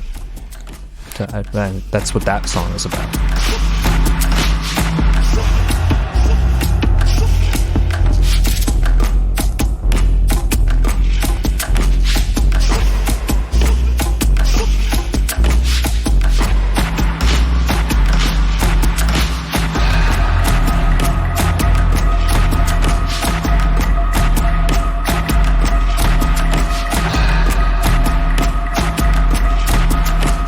And then Arrow is just a splinter punk type of split. It really is like, it's like being in a riot. That's how I think of Arrow, and that's why it's called Arrow Vengeance, because it's sort of that emotion. And I was very frustrated during a lot of this too, because I have to look after my parents and I have to look after a child.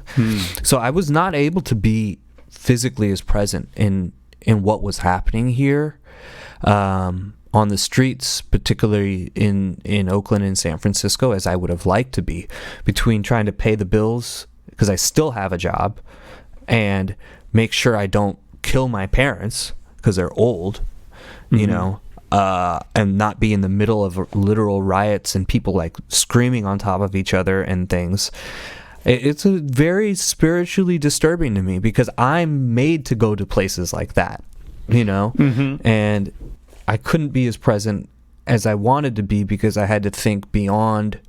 I had to go back to that sort of nihilistic, beyond the pale thinking that I've kind of embedded into myself, is that, whether I'm here today and I'm out there donating all my money to whatever good causes there need to be, that this is still going to be what it is. And unless, something changes with leadership, or just, you can switch the puppet, but the problems are still the same. I'll go between these bipolar oscillations of just completely not giving two fucks about it. Right.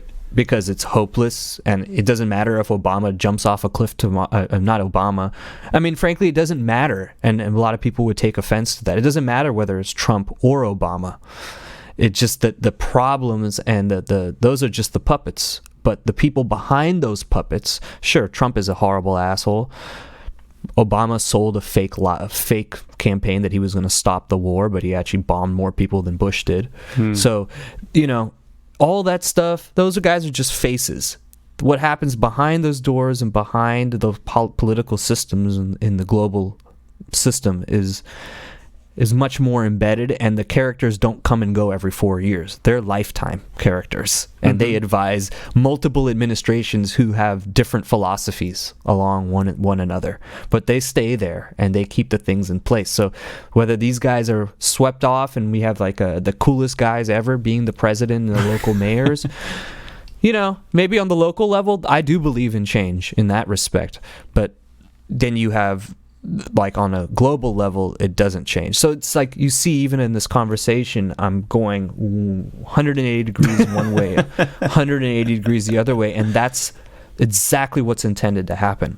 And that cognitive dissonance of truly caring to being not caring at all because you feel hopeless, that is that slavery that we're trying to escape, because that's how many people feel.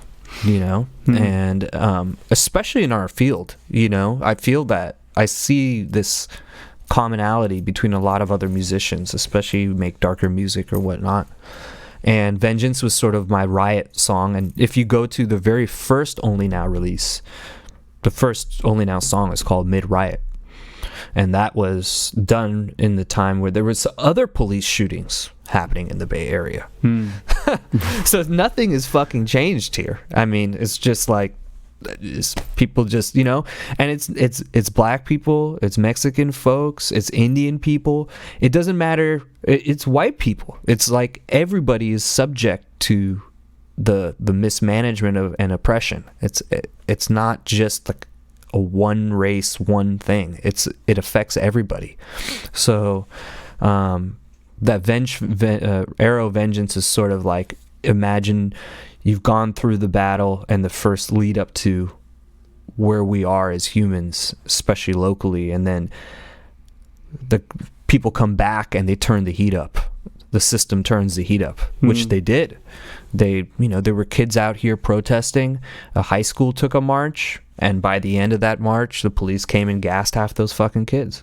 So, that's the type of emotion that those types of songs are trying to do. And you hear me screaming in it, you hear me breaking stuff in it, and it's just one synthesizer. It's just like a linear, monolithic sort of attack, like an arrow. It's just one piece, one sound, one thing that goes straight, to that. And it's sort of seen like, I guess you could say like these pieces that are between the black wind. They're sort of like mental weapons or armory against what's happening from my perspective.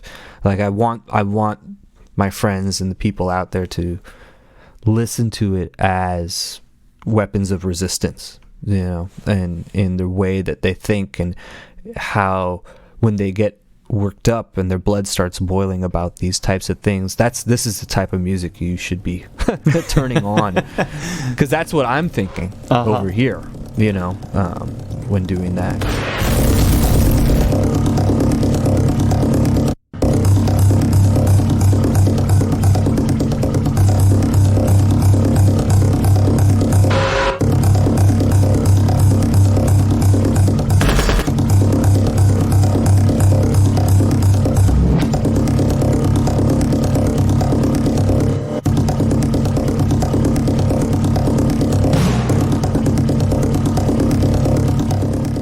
Then there's Merciless Destiny Part 2, right? That's a little bit slower and more deconstructed in that song. And that's sort of, I can't say that it's worlds apart from the first Merciless Destiny song. It uses some of the same sound set, but it's crumbled and destroyed in that. And that's sort of like the end of... It's purposely done in such a way that you think it would be like another banger, like that it would have like, that the beat would just keep going and that you could DJ it and all that shit like that or whatnot. I still think most of this music is fairly hard to DJ, but it's sort of dense. But as far as that goes, it was about even coming back heavier and harder, like in the sense of the first philosophy of the Merciless Destiny is like, all right, you've had that release. You've gone from that, the Merciless 1 to Arrow to this. And it starts off with some of the same sounds from the Black Wind. So, there was a lot going on. 4th of July happened. People are just like, things are really starting to peel apart. And I had finished most of this song, to be totally transparent, right before that, but I was still finessing it and working through some of the last pieces of it. And here we are again in like a dead stare where nothing has changed, and actually things have taken a turn for the worse on a global, on a level with Corona and with the economy here in the States. And around that time, a lot of people started losing more work and things like that too. And it became apparent that nothing was going to change. So I think what happened around that time is the states really split. It had already been that way, but I think it really amplified even in more liberal or more, quote, educated places like California or New York, where people just decided to opt out. Shit, like, in some places, I feel like late in April or even in May, June, people had decided that, I'm just going to go do what I got to do. Right. And then it'll probably be fine by end of summer. Well, okay. End of summer is right now, but people were thinking, okay, we're going to get a sense of what's going on. Other countries are doing okay or whatnot, but it just became clear that the fog is not lifting. Mm-hmm. It's going to be a lot worse. And the issues that were happening around Black Lives Matter and the internment centers here in the States started becoming more of a discussion, more fundraising started happening, and more good activity happened. So I feel like it was stage 2 of the battle, which we're still in, but I wanted to explore movements around that. There's some screams and sort of slower rotations in that song, and eventually it just crumbles in and of itself, and I felt like that's how I felt at the time, like really trying to be productive, trying to do things, trying to talk, to have conversations with people. And I think a few people I know died, some other people committed suicide. I mean, things started getting real fucking dark out here, and then then I just sort of let the song crumble on itself, and then I did the pseudo guitar interlude of the song, which is a theme that I've sort of presented through in a lot of my work over the last few years too, which tries to bring some type of musical light or sort of like burial to that track, right, in a sense. It's not like a happy thing, but it's not an unpretty melody either. It sort of like reminds me of a lot of the stuff I loved from Scandinavian and death metal and black metal. In the middle of a record, no matter if you like the genre of music or not, like my wife hates the shit, or a lot of people do, but those interludes and outros on those records from the 90s and 2000s and stuff like that, it doesn't matter what type of music you like, you're probably going to find it very, at least be able to appreciate its musicality and pretty finger guitar picking type stuff. Totally. So those are super emotional for me. It takes me tons of time to write those because I don't play guitar, because it's not a guitar. It's actually just me using physical modeling synthesis. So it's me faking my way through wishing I learned metal guitar and channeling the best and most emotional aspects of that, which I feel are just totally missing from a lot of the really, really awesome sort of culture warrior music that I've embraced and promote a lot, not whether I'm making it or I'm DJing it or putting it on my radio show and not, which is all the Gom and Kuduro and all the new stuff that's coming out of East Africa and South Asia. Or quote unquote deconstructed club music. I still feel that there's still like and this is not a diss on anybody, because it's such an emerging genre and so many people who are producing these records, these are some of their first records, but there's just a lack of an album feel or any type of sort of like river of emotions that come with a lot of those records. They're very new and they're very, very fucking innovative, but they still don't address what an album is or an EP is in a linear sense.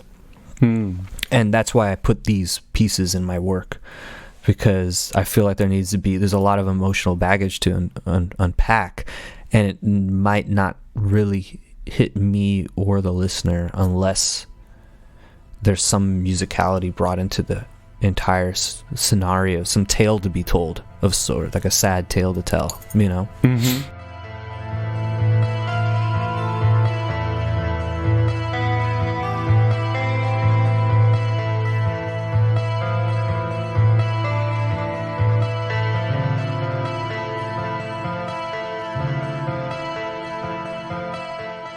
Then we have Merciless Destiny Part 3.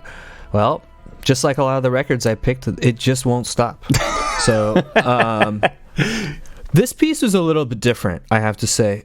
this piece I struggled with putting on the release, because it was formulated a bit earlier than a lot of these pieces, much like Arrow, and I didn't quite find the place. It had been sitting around in my drive for on and off for about 6-8 months, prior the early experiments of it. And this is 2 synthesizers, physical modeling synthesizers, for software called Chromophone, which to me, if you people who are listening, I'm assuming about half of us make records. So,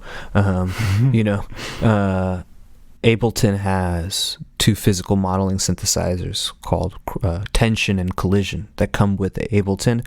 Those are made by a company named Applied Acoustic Systems, and they make a lot of other software instruments as well, of which I think that they are the best physical modeling synthesizers that are easily out there in the mass market, other than the Sculpture and Logic. And one of my partners in music, the guy who put out my first record, Robbie Martin, aka Fluorescent Gray, who runs Record Label Records, had turned me on to this, and ever since then it's on like all my records. It allows you to choose, beams, pipes, membranes, sheets, plates, and it models the physical coupling of surfaces like that. So these were Euclidean sequencer experiments that I had been working with as well, and I was trying to find a place for that. And I figured after the complete devolution of the beats and sort of like a pretty moment of jest there to relax, that I didn't want the listener thinking that this record is, over, or this battle is over. And I wanted to take the notch up to just about 2 more meters into the harrowing descent that I feel we're in right now. And that's sort of where that came in. And there's a lot of micro tuning and shifting in that, but I guess that's coming from more of like a sort of unclassical or noise approach, of which I grew up. My first records outside of like high school punk demos or whatever were ambient and noise records that were my first releases in the 90s. So that's definitely the ecosystem I grew up in, and I don't really do too much of it as far as noise releases, because I always feel like it's so strange to say this, but it's like punk in a way that, like, unless there's something to contribute, I don't want to really add to the pile. Right. And unless it's really just good for what it is, I don't want to add to the pile. And I felt like here there was something to. I don't hear much stuff done with physical modeling in sort of sequencing in a more spiritual or cyclical fashion. I don't hear enough of it. I hear some of it through some of these neoclassical boomcat type releases, through some of the work from Kelly Moran, who I saw play with Merzbow, and there's a few other people who've done it, and maybe Sote as well, he was also released on Record Label Records as his first release as well, and us guys went to school together when we were younger. So like I've heard it in different contexts, whether it's synthesis or like Suntour and stuff like that, but I felt like this was my contribution to that, and it really kind of took the listener in a different direction from the melody that was present earlier in the record, and kind of re-grounded it back to the opening vibe. And there's a lot of reverb and things that kind of descend and shimmer into like a sort of a Dante's Inferno type of atmosphere, Once again, this kind of goes back to the very first Only Now release. There is a song called Dante on the second side of the tape, and that sort of has similar. It actually uses the same sequencing technology, but there's some drums in it as opposed to like this. So this sort of picks up. There's some parallels between this release and the very first Only Now release, and I try to mirror that so that people can see the lineage of the techniques being evolved over time. And It was sort of like my one foray back into that. There's a record about 3 records ago called Ultimatum 1 and 2, and that is also, Ultimatum 1 is a clean version and Ultimatum 2 is a shattered and burnt version of basically the same synthesizers and techniques used, and you can check that out if it's also on Bandcamp as well. And that's a beatless but a cyclical sequencing type experiment.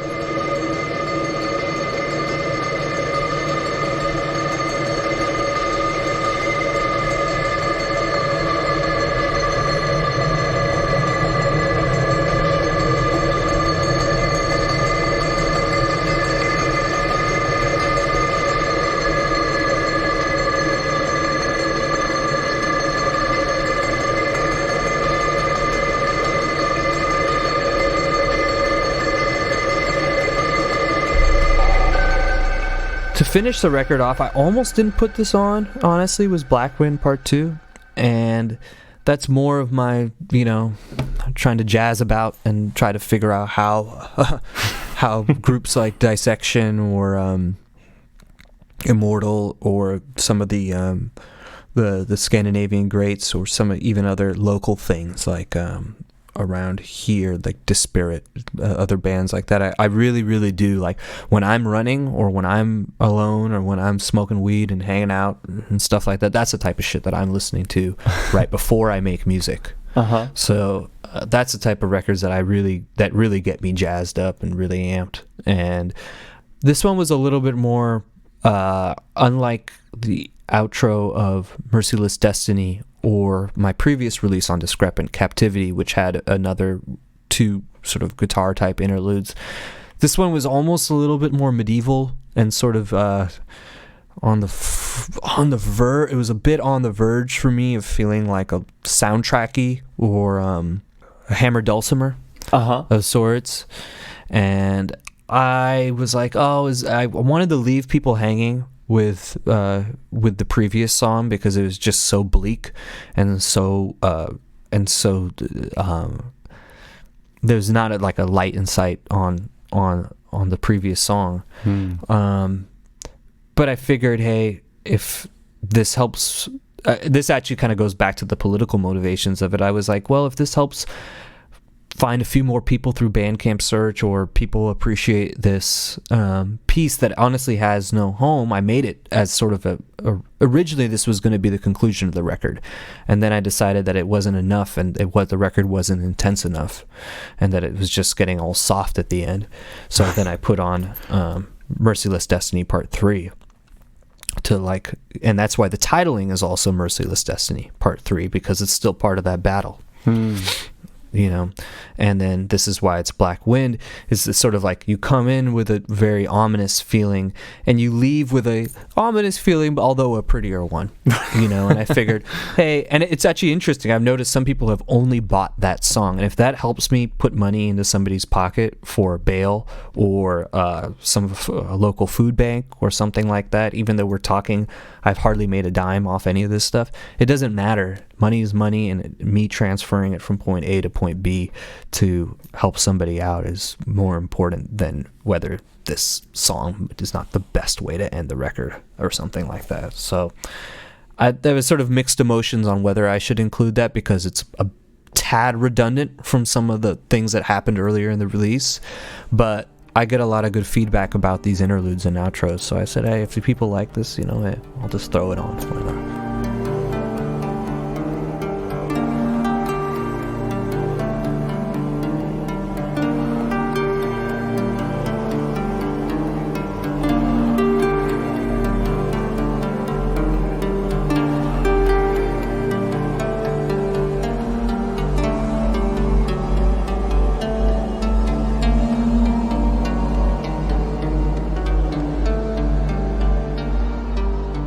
Tell me briefly about what you've got coming in the pipeline, Kush. What's on the horizon? Yeah, so as mentioned earlier, you can go to kusharora.com, which will take you to my Bandcamp, and it has my full discography of the stuff under my name and also Only Now. And all the releases that are on my label for when you're going to be hearing this, everything is pay as you will. Everything is priced at zero, and every dollar and cent that I get will be going towards bail funds. At least for this episode, will be going to stuff in Kenosha, Wisconsin, I've decided. And based off of what's been happening there and the arrests and things like that. But while Corona is happening and the world is struggling, I'm not charging anything for my music, because why? I mean, what's going to change? And you can see my discography there, and I think what you're next going to see up is my next release with Discrepant Recordings, who's a very compelling label out of Lisbon and London. And they put out my last release, Captivity, on vinyl, which is still available in Europe and in the US. You can order it from me, or order it in the US side, or you can order it from them if you're in the European or Asian side. And they also did my first split with my old bandmate, Lucas Patzek, Origin. And that was Only Now in Origin, and that was a self-titled release that came out about 2 years ago, and that's available as a cassette. And that is a non-beat, super aquatic, yes, in the realm of the Jonah Sharp and Pete Namlick, but really I would call exothermic ambient. It's like planetary kind of rumbling, shifting tectonic, solar ambient type of music. Nice. And we have part 2 of that record coming out, and it's called Avulse, and it drops on October 9th. And it'll be on cassette, and I'll pop up. The pre-order will probably pop up by the time this podcast airs, and that is another 40-minute continual. It's the continual release. So you'll have track markers, but it is to be played in one setting, each side of the tape. It's continuous. It's fully mixed, and this is actually us exploring some more seething, more sinister ambience with a little bit of beat structure that you would be hearing from the Only Now side, and but very, very slowed down. Like, some of the songs are at like 30 BPM. Wow. Like, really, I'll send it to you, Jack. I'll send it to you right after this. But it's like really, really seething, crumbling, planetary ambience. And in this, we actually brought in a human element. The last record was completely off-world, and in this, we've processed some choral type recordings and some of our own voices, and we've actually like broken down, and we're like, all right, dude, okay, we'll make a fucking beat. Like, all right. Because we tried not to for a long time, but we just came up with some really cool ideas. So it's spatialized too, and hopefully we'll be doing a surround performance of this release. We have a few songs mixed in surround, but due to what's going on, we haven't. The venue that we were talking with, it just sort of dissipated. And that's Lucas is my partner, and he and I have made records together since we were 16. So we spent over half our life making music together. So we have a real good rhythm with one another, and yeah. And then after that, in October, I'll have a record with Eddie Hill, and he's a New York dancehall artist, and with Sim, who's a Canadian-based producer as well, and he does a lot of sort of like really, really forward-leaning electronic dancehall. He's done some stuff with 45 de Boss and a few other notable up-and-coming dancehall artists, and done stuff on Moonshine Recordings, which is a cool dub label out of UK.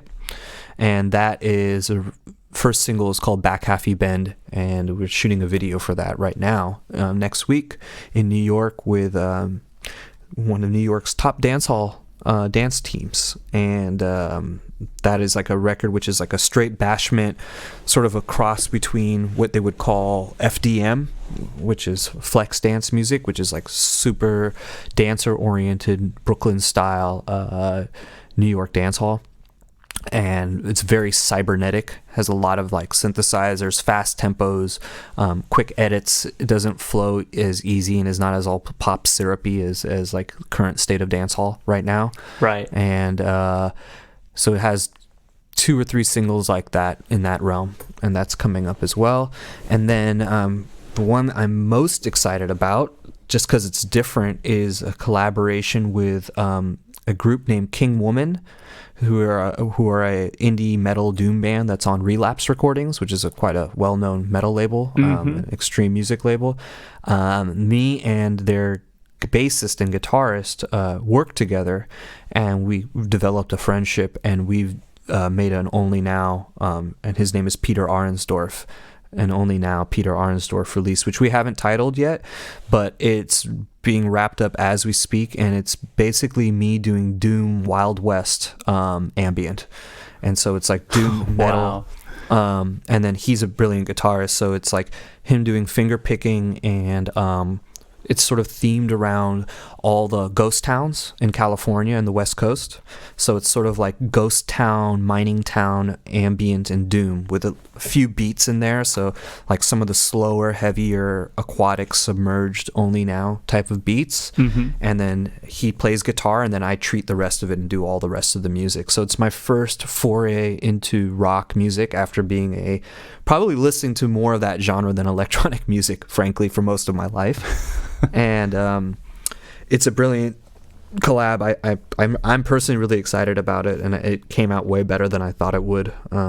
So there's about 2 or 3 pieces of what you would call like desert ambience, a la Steve Roach or Vida Omana, from that kind of school. Or maybe even some early Controlled Bleeding and things like that. And then the others sort of could be compared to The Bug and Earth did a release. Yeah. But I love Earth and I love Bug. I have crazy respect for both of them, and I've talked to Bug, and he's a very good guy and all, but the record is not really what I thought it would be. Let me put it that way. Right. I thought it would sound like Earth being dubbed by Bug a little bit, but it does it for me in some parts, like some of the ambient parts, but the parts where the beats go, I feel like the Bug part is too plug and play for me. Right, fair. Like it just feels really mechanical. Like it's like, okay, Bug had some beats and he put it down and then they played it. But the guitar is all fluid and beautiful and slowly evolving like Earth.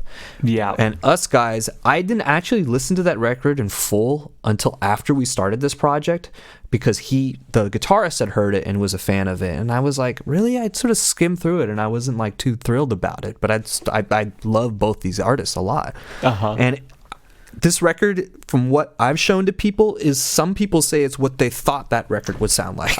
Interesting, right. So, I mean, these are two mentors. Like, I look up to these artists incredibly. Like, I really, really do look up to both of those bands quite a bit. But it has sort of more of that West Coast spirit, you know? And I kind of let the guitar lead.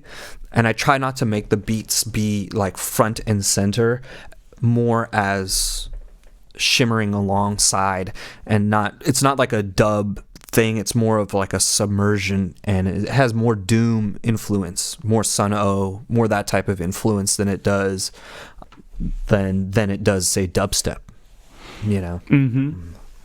So that's what's coming up for the rest of the year from my side, and that's what I have on deck. And then early 2020 will be another onslaught of Only Now releases. Excellent. I mean, 2021, sorry. Yeah. Well, Kush, great to hear such a prolific 2020 coming your way, or the rest of it at least. Thank you so much for talking through these records and your own music as well. I've had the best time. Absolutely, and thanks for sharing this with your listeners, and folks who are listening, feel free to reach out to me on socials. I'm a very easy person to find under Kush Arora. I don't have any Only Now profiles, but feel free to message me. I'm always here to trade music, exchange ideas, work on collaborations, and share the one thing in the world that can't be corrupted, which is audio. So, yeah. Beautiful. And to everyone listening, I'll see you next time. Goodbye. Goodbye.